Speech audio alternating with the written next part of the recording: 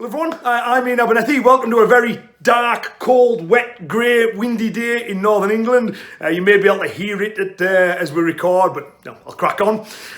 In this video I want to talk about some of the traditional things that I no longer use, no longer do. Now in this I'm not talking about techniques and training methods, because there are some of those, like I don't do like 3-step, 5-step sparring, 1-step sparring, anything like that anymore. And I've talked at length about that stuff in the past. This is more the cultural things that I have abandoned and the benefits that I found in abandoning those things. So yeah, let's have a look at the first one.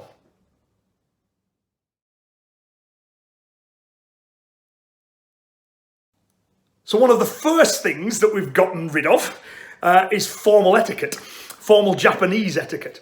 Now, that doesn't mean we've got rid of those things that etiquette is meant to express. We still want everyone to treat each other with respect. We want everyone treated as equals. We want to encourage one another and encourage each other to grow. We want to treat each other well, look after one another. All of that is still present, but you don't need the trappings of Japanese culture to express those things. Indeed, you could bow to each other at the start of the class and then behave terribly for the rest of it. What's important is that the things that they represent are there, not those surface representations themselves.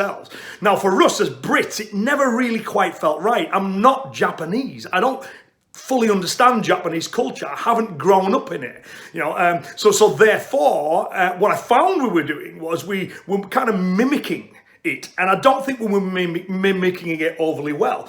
You spend a little bit of time in Japan, and one of the first things you realize is, I don't get this. I'm not quite doing this the way that I should. Because I'm not fully immersed in that culture. So when I came back, I thought, you know what? We don't need this. Well, at the start of every class, we do a little standing bow. We do that before we spar. We also, though, we touch gloves. We tap gloves with one another. We shake hands with one another. We use Western displays of respect. And I think that they work better for us. Now, obviously, if you're someone who likes that and part of your attraction to the martial arts is you like that Japanese culture and you want to study it and you want to get it right, that's great. But that wasn't my objective. So therefore, those things I felt were alien, foreign, were getting in the way a little bit. And of course, what you don't realize as well sometimes is that things within our own culture are every bit as complex. So we all know that there's all these little subtleties with the bowing. Well, let's compare that with a handshake. Right, and what brings this home is, I shan't name names, but I bowed to one of the Japanese masters I was training with. I went to shake his hand, and I could see the look on his face is, am I doing this right?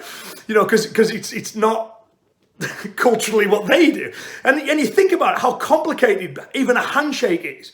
But we don't really notice it because that's what we're raised in. So if you hold someone's hand weakly, then that's unmanly, maybe untrustworthy. If you squeeze too hard, then that's aggressive. If you hold on too long, that's slightly creepy. You've got different types of handshake for different relationships. If it's a very formal handshake, business-related handshake, it'll be a single hand. If it's someone I'm very grateful to, I may shake with 2 hands. If it's a friend, I may shake hands, grab hands, and move it into a hug. If that's someone I know very well, but I would never do that in like a business situation.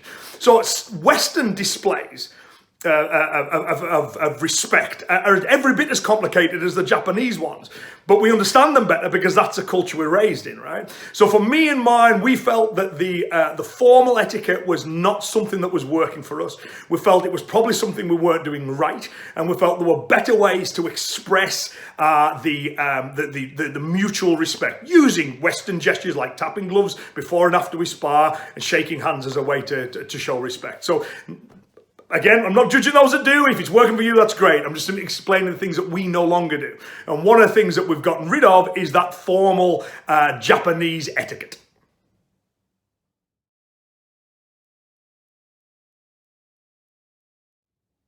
So one of the other things that me and mine don't use are the formal Japanese titles, Sensei and things like that. The reason we don't use them is because in this part of the world, extreme north of England, just below the Scottish border, the use of titles, I think, would put a barrier between me and my students that's counterproductive, and it would also come across to them as arrogant. Now, I'm not saying that if you use the titles you're being arrogant, because it's culturally dependent. But for me and mine, it would come across as I'm saying, no, I'm not like you, and I need that marked. I need you to mark the fact that I'm not like you. Call me Sensei. My guess on this as to why that may be culturally the case here is that it's not that long ago that the class culture was still firmly embedded, right? So you go back 3 or 4 generations, people would know I'm Lord, call me Lord, and I am better than you. By virtue of birth, I am better than you. So I think there's still the echoes of that today. So when people hear, call me a formal title, it comes across as you putting yourself above them by virtue of nothing, just that you want to be. Now, for me and mine, what I would hope is clear is that I am the first among equals. I'm the guy with the experience, the knowledge, the instructional skills. I'm the guy who does it better and can understand it better than they can. Therefore, it's right that I have the instructor role. But I don't need that title there to acknowledge that. As I say, I feel it would put a barrier between us. I want to be friends with my students. And I think the respect that we have for each other will be self-evident, and that title could get in the way of that. So again, I understand that other people will use them, will be absolutely fine, but we don't use them at all. To all my students, I'm Iain.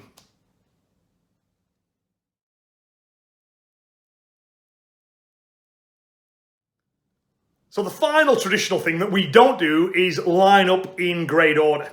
Now, obviously, as I've already mentioned, we don't do the formal etiquette, right? So when we start the class, we just get into it. We just grab a partner and we start warming up. When we do line up to do things like kihon and kata and that kind of stuff, we generally like them to line up. However, the reason I like them to do that instead of in strict rank order is I find this is more beneficial for the Q grades. What you tend to find is there's variations in intensity within the class. The black belts are highly motivated people, right? They're going to work flat out really hard all the time. If the yellow belt has lots of yellow belts next to him, that energy level tends to find its own level. If I stick a couple of black belts in the middle of that, it ups the intensity level. It creates a more energetic class. The black belts are motivated. They're going to train hard in an empty room on their own, right? But for the lower grades, having someone next to them who's working at an incredibly high rate with a great deal of intensity, there's that learning by osmosis thing, that kind of inspiration for them. So we found that's a more effective way of lining up. Now, of course, the lining up in grade order comes from the military. One of the things that karate tried to do in order to promote itself to the Japanese authorities was say, look, we can produce fit, young, healthy men, which will be great recruits for the military. Right? At the time, Japan has realized that their military is not like the Western military, and they want to kind of advance quite quickly and get caught up. So what they need for this is they need lots of fit young bodies. They need recruits. And this is one of the selling points of karate. We can give you fit young people. Let us into the schools. We'll teach them, the physical exercise side of karate, and that will produce fit young men. So of course, that militaristic influence kind of drifts in a little bit. And you see that kind of lining up by rank and, almost like soldiers on parade, right? So it's not a true tradition. It's relatively modern introduction to karate, but I accept that a lot do it. We don't. And again, this comes down to the fact that the atmosphere I want in my dojo is we're all in this together. The high grades have their skills and abilities, but we're delighted the yellow belts are there. We're all going to work together, all contributing together in the aim of raising the level of all of us. Now, I feel that works well for us and produces a nicer environment for us. And again, that lining up by rank order would also contribute to that them and us thing, which I'm very keen to avoid if I can. So, yeah, that's another thing we don't do. We don't line up in grade order.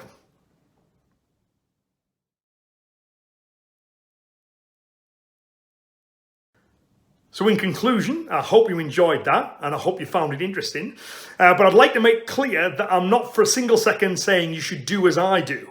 I'm just explaining why I do what I do.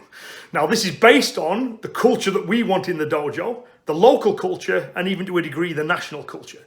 It's appropriate for us. It gives us what we want. What you need to factor in is, well, what culture do we want in the dojo? And what's the local culture? And what's the national culture? And then you find a way that is best for you, right?